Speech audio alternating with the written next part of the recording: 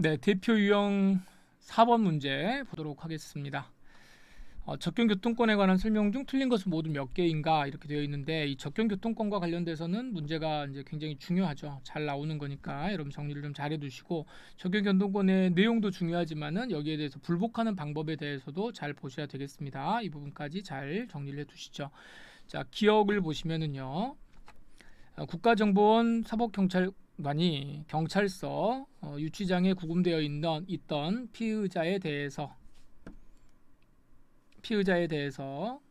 의사의 진료를 받게 할 것을 신청한 변호인에게 국가정보원이 추천하는 의사의 참여를 요구했다. 그래서 이제 변호인의 수진권을 침해한 것이냐 지금 이렇게 되어 있죠. 그러면은 이게 이제 사정은 지금 어떻게 된 거냐면은 적용교통권이라고 하는 거는 이제 의사를 만날 수 있는 권리도 지금 들어갈 거 아니에요. 그래서 이제 변호인 쪽에서 변호인 쪽에서 뭐라고 그랬냐면 이제 우리 피의자가 우리 이제 의뢰인이겠죠. 의뢰인이 의사의 진료를 좀 받아야 되는 건데 누구를 좀 만나게 해달라. 여기서 이제 피의자 쪽에서는 이제 사설 의사 그러겠죠. 이제 외부에서 이제 데리고 와가지고 이 사람을 만나게 해달라. 뭐 지병이 있든가 뭐 이렇게 되면 이제 그 의사를 만나게 해주도록 이제 요청을 한 거죠. 당연히 이제 그걸 해줘야 되는 건데 이 국가정보원 사법경찰관이 이제 뭐라고 이야기를 했는 거냐면 이 의사를 꼭 그 사람 말고 어차피 의사만 만나면 되는 거니까 그렇죠. 이 사람은 의사만 만나면 되는 것이지 꼭 특정한 갑이라고 하는 사람을 만나야 될 필요는 없기 때문에 그럴 필요는 없는 거다. 그래서 우리가 추천하는 의사를 만나는 게 어떻게 했느냐라고 이제 이야기를 한 거죠. 근데 서로 이제 불신이 있는 거죠. 너희들이 이제 말하는 의사가를 뭐 이게 지금 꼭 그 사람이 와가지고 우리 의뢰인이 제대로 치료를 받을지 안 받을지도 모르겠고 기존에 있던 사람이 뭐 하는 게 좋지 않겠냐 이런 식으로 이제 이야기를 하다가 국가정보원 쪽에서 이제 이야기를 했겠죠. 우리가 추천하는 의사를 이제 그 사람께 팔 때 우리가 이제 참여를 좀 해야 되겠다. 적어도 최소한 참여를 해야 되겠다. 이렇게 이제 요구를 한 겁니다. 자, 그러다 보니까 변호인이 이제 자신의 어떤 그런 그 권한을 침해한 거 아니냐라고 좀 이야기를 한 건데 우리 판례는 뭐라고 그랬냐면 뭐 여기는 이제 문제가 없다는 거죠. 왜냐하면 침해한 처분이라고 볼 수 없다. 이 이야기는 뭐냐면 어차피 의사만 만나게만 해주면 되는 거고 국가정보원 이게 국가정보원이 추천하는 의사라고 그래가지고 그 의사가 무슨 수사기관인 것도 아니고 전혀 관계가 없기 때문에 이거는 뭐 괜찮은 거다. 그래서 여기는 이 법률상으로도 적법하고 이것 자체를 이 의사가 참여하게 했다고 해서 자기들이 이제 수사기관이 추천하는 의사가 참여하게 된다고 하더라도 그것 자체가 변호인의 수진권을 침해하는 것이라고 볼 수 없다 이렇게 보시면 됩니다. 자, 그렇게 되면 이건 여러분들이 나중에 이제 공부를 하실 때는 뭐 이거 결론만 이제 아시면 되는 거죠. 이런 판례들은 뭐 이렇게 바꿀 수 있는 판례는 아닙니다. 그러니까 그냥 이제 국가정보원 경찰서 쪽에서 수사기관 쪽에서 추천한 의사가 참여하게 되는 것 요거 뭐 괜찮다. 그리고 의사는 이제 중립적인 요소로 보시면 됩니다. 설령 이제 이 의사가 뭐 조금 더 나아가서는 뭐 국가기관에 속해 있는 사람이라고 하더라도 뭐 관계는 없겠죠. 이제 그래서 이건 아주 유명한 판례니까 잘 정리를 해 두시고요.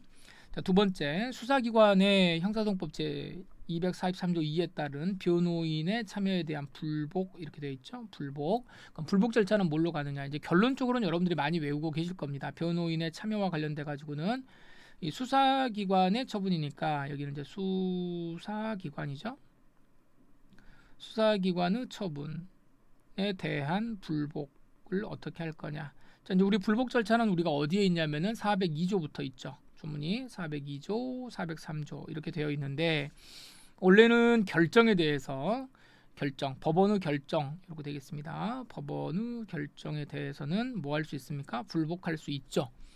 불복할 수 있습니다. 불복을 뭘로 하냐면 불복은 가능한데 이 불복 절차가 항고라고 하는 거죠. 항고 절차로 불복할 수 있는데 그런데 뭐는 또 안 돼요. 판결 전 소송 절차는 안 되는 거죠.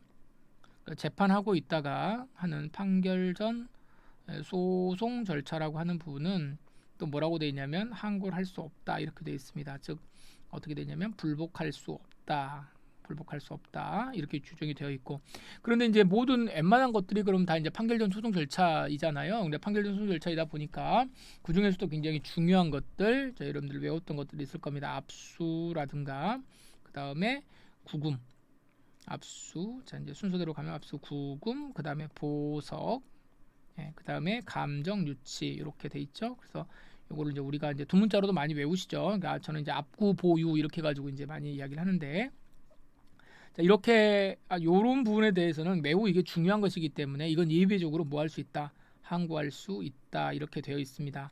근데 이게 지금 다 무슨 이야기냐면 다 이게 뭐죠? 법원의 결정이에요. 법원의 결정, 즉 법원의 처분과 관련돼 가지고는 이렇게 이제 항고로 불복할 수 있다 이렇게 되어 있는데, 지금 니은번 지문은 뭐냐면은 이게 뭐죠?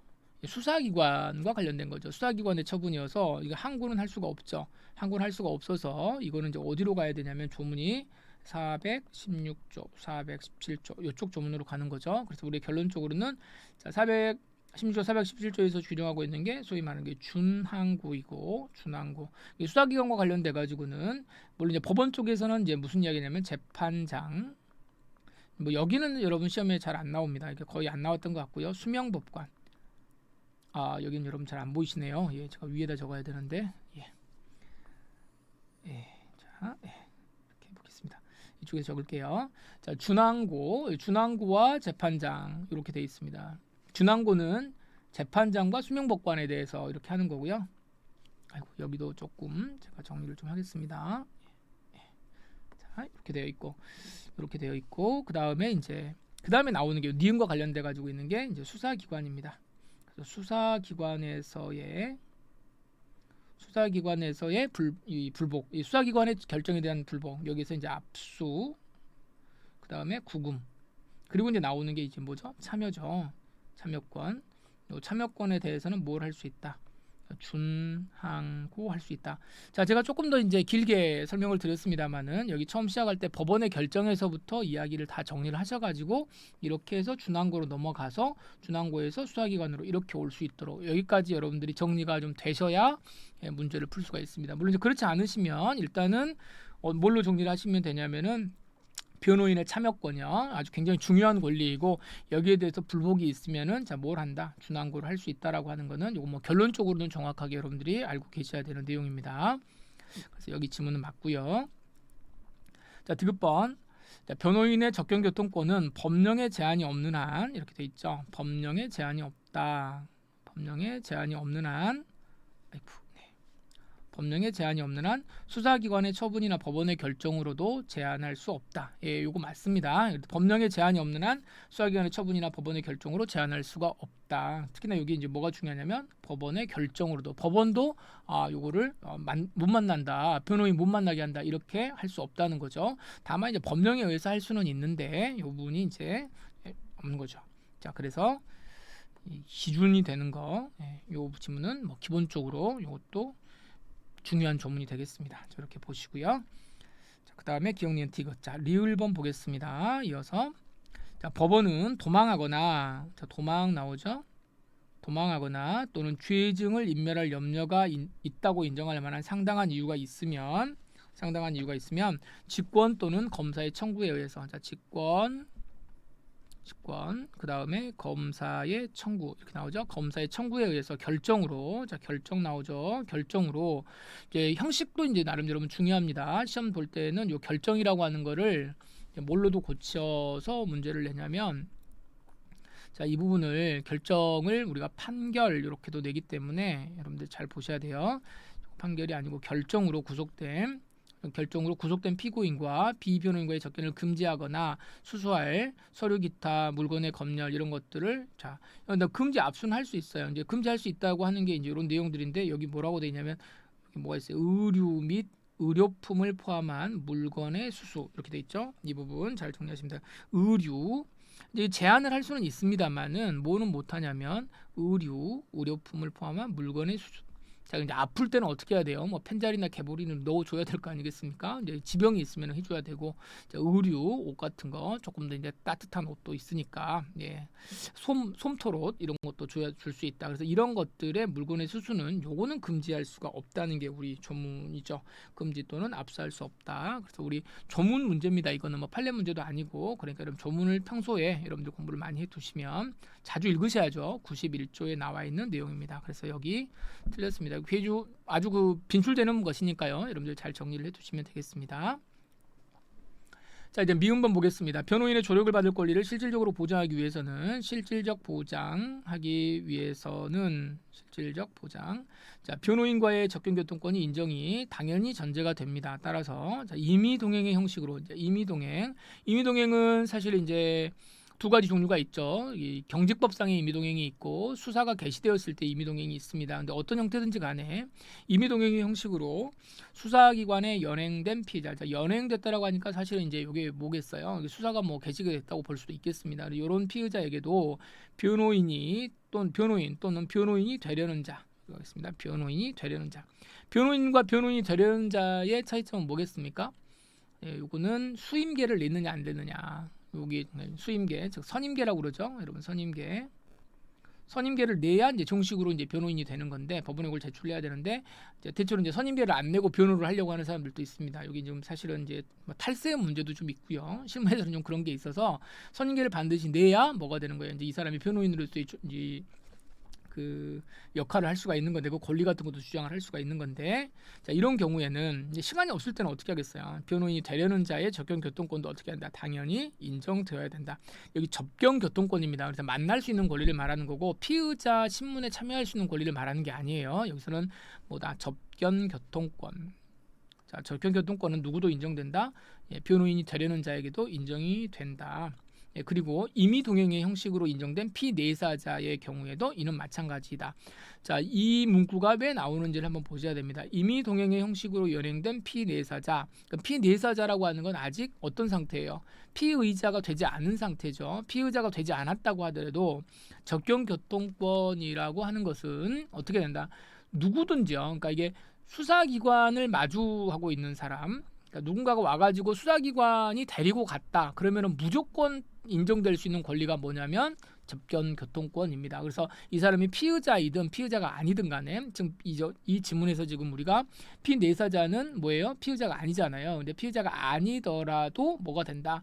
이 임의동행, 이 접견교통권은 인정이 되는 거다. 이렇게. 그래서 굉장히 폭넓게 인정되는 거고 또 누구도 된다. 변호인이 되려는 자. 변호인이 되려는 자가 어떤 사람이에요? 선임계를 아직 내지 않고 하려는 자. 요 사람도 된다. 그래서 이제 우리가 판례는 그 쌍용자동차 그 사건들 있잖아요.